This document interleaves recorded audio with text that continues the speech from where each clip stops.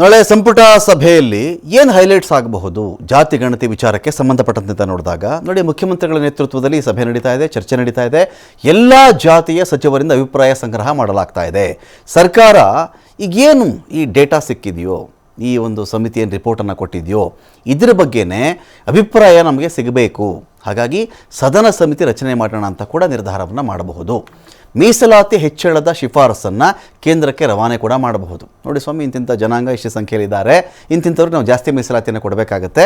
So 50% ಒಂದು cap ಏನಿದೆಯಲ್ಲ, ಮಿತಿ ಇದೆಯಲ್ಲ, ಈ ಮಿತಿ ನಮಗೆ ಸಡಿಲಿಸಿ ಕೊಡಿ ಅಂತ ಕೂಡ ಕೇಂದ್ರಕ್ಕೆ ಅದನ್ನು ಕಳಿಸಿಕೊಡಬಹುದು.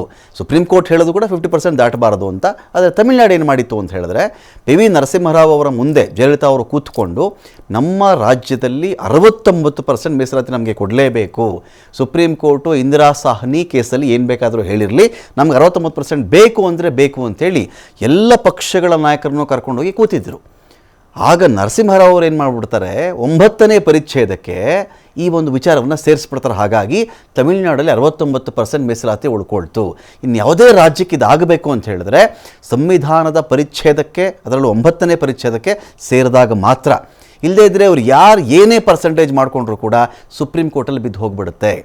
ಸಿದ್ದರಾಮಯ್ಯವರು ನಾಳೆ ದಿನ ಇದನ್ನು ಕೇಂದ್ರಕ್ಕೆ ಶಿಫಾರಸು ಮಾಡಿದಾಗ ನರೇಂದ್ರ ಮೋದಿಯವರು ಕೇಂದ್ರ ಸರ್ಕಾರ ಕೂತ್ಕೊಂಡು ಎಸ್ ಕೊಡೋಣ, ಇಲ್ಲಿ ಜಾಸ್ತಿ ಪರ್ಸೆಂಟೇಜ್ ಕೊಡೋಣ ಅಂತ ತೀರ್ಮಾನ ಮಾಡಿ 9ನೇ ಪರಿಚ್ಛೇದಕ್ಕೆ ಸೇರಿಸಿದಾಗ ಮಾತ್ರ ಈ ಮೀಸಲಾತಿ ಊರ್ಜಿತ ಆಗೋದು. ಇಲ್ಲದ್ರೆ ಬರಲ್ಲ. ಇದು ವಿಪಕ್ಷದವರನ್ನು ಕಟ್ಟಿ ಹಾಕಬೇಕು ಅಂತ CM ಮೆಗಾ ಪ್ಲಾನ್ ಮಾಡ್ಕೊಳ್ಬಹುದು.